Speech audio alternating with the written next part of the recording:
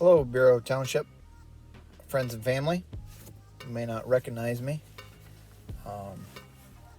And that kind of leads me right into part of John chapter 20 for today. So I'll read part of John chapter 20. Now Mary stood outside the tomb crying.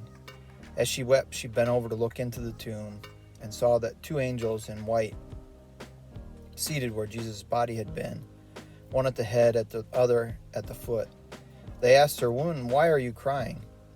"They have taken my Lord away," she said, "and I do not know where they have put him."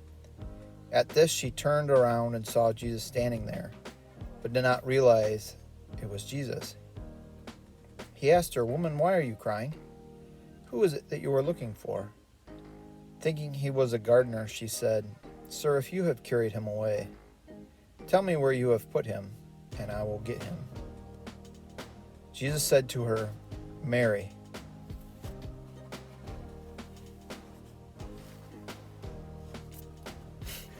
She turned around toward him and cried out in Aramaic, "Rabboni," which means teacher.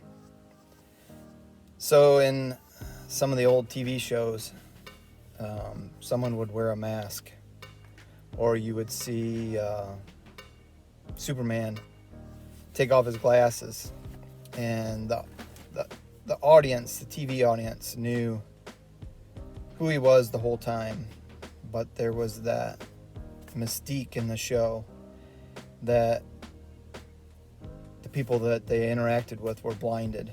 And in this, Mary didn't recognize him until he said her name. But when he said her name, she immediately knew who it was. The beginning of this passage is where Mary has gone to the tomb, and she comes home she comes back to the disciples and tells Peter and John they have taken the Lord out of the tomb and we don't know where they have put him. Not the other day, but a week ago, Tony had a passage that he shared, and he talked about the interaction between two people, and making the video, we have one way, but people interact, and I didn't comment on his, but this passage reminds me of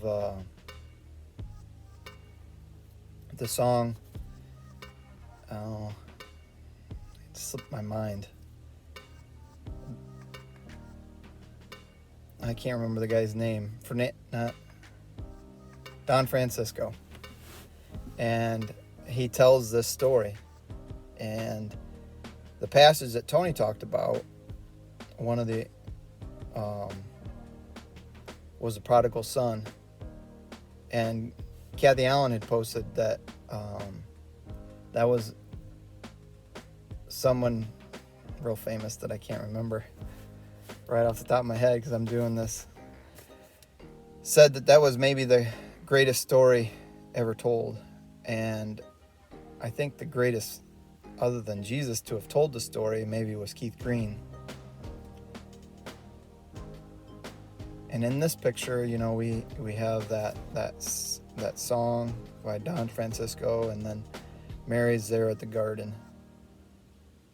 And then all of a sudden, she recognizes his voice. We all have that longing inside of us, like Mary does, to know our Lord, whether we know him or not. And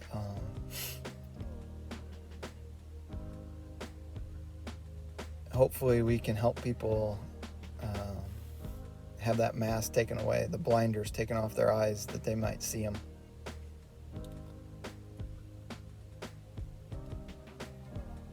You can tell I got my quarantine hairdo on.